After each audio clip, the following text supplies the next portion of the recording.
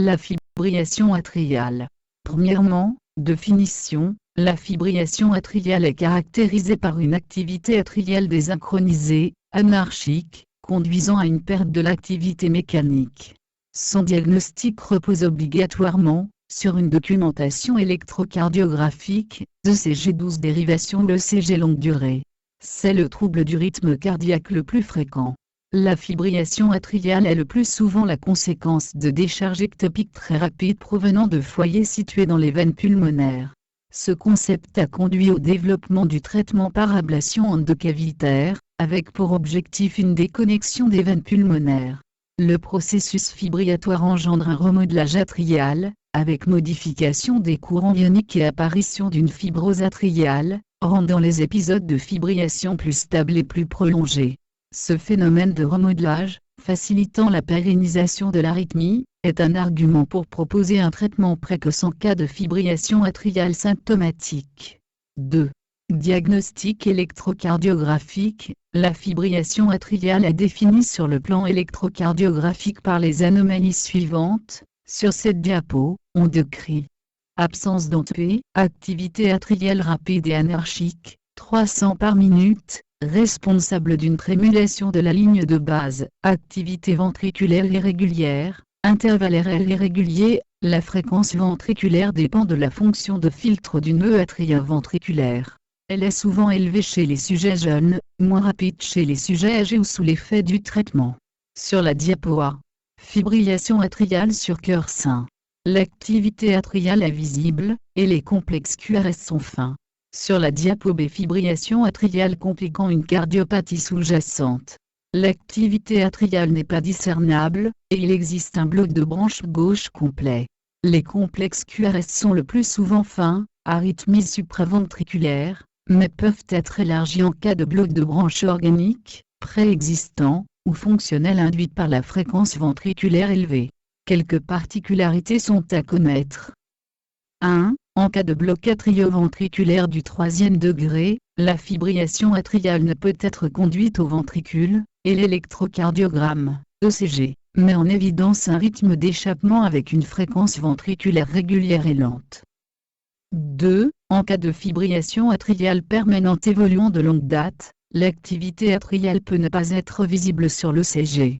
Sur le plan du diagnostic différentiel, il faut distinguer la fibrillation du flûté atrial et de la tachycardie atriale. Le flûté atrial est caractérisé par une activité atriale organisée, sans retour à la ligne isoélectrique.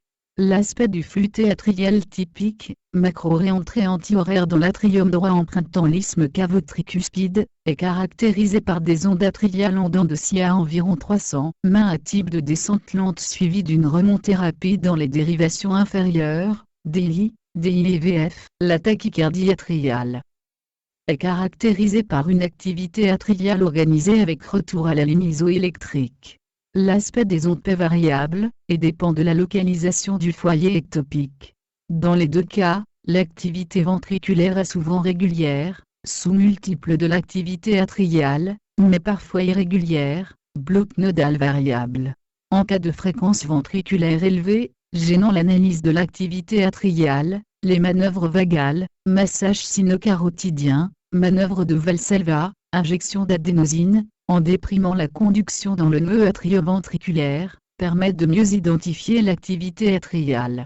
En pratique, un rythme ventriculaire totalement irrégulier, souvent rapide, doit faire évoquer en premier une fibrillation atriale. 3. Mécanisme physiopathologique. L'initiation et la perpétuation d'une arythmie font intervenir 3 éléments distincts, un facteur initiateur, gâchette ou trigé, un substrat arythmogène et des facteurs de modulation, principalement le système nerveux autonome. Dans le cas particulier de la fibrillation atriale, les trigés ont été décrits comme provenant très souvent des veines pulmonaires. Le rôle critique de ces veines dans l'initiation de la fibrillation atriale a été décrit initialement en 1998.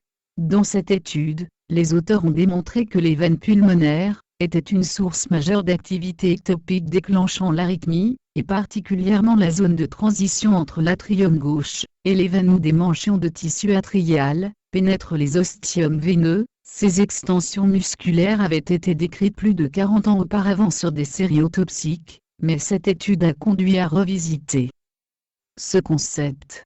De nombreux travaux ont depuis permis de mieux comprendre l'implication de ces structures dans la genèse et la perpétuation de l'arythmie. Ces extensions ont été décrites comme étant présentes chez tous les patients atteints de fibrillation atriale, mais également chez une majorité des sujets SAINT3. Cependant, les patients souffrant de fibrillation atriale ont à ce niveau une plus grande hétérogénéité des fibres musculaires, souvent hypertrophiées et accompagnées d'une fibrose interstitielle. Ces extensions s'étendent sur une longueur variable, en moyenne 1 cm, 0,4 à 4,8 cm, et génèrent des potentiels locaux, qui peuvent être enregistrés par des cathéters dédiés.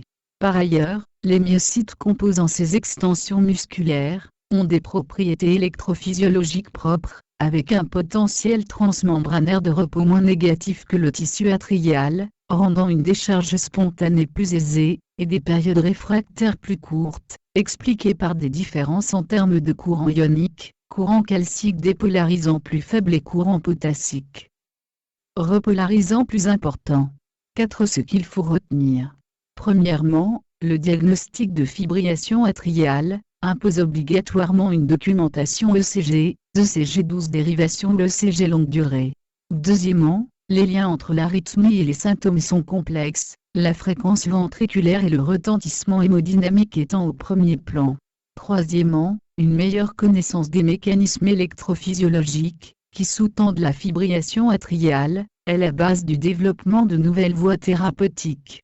Quatrièmement, réduire les contraintes pariétales est un objectif de prévention, hypertension artérielle, sport d'endurance. Cinquièmement, les facteurs liés au vieillissement sont difficilement modifiables.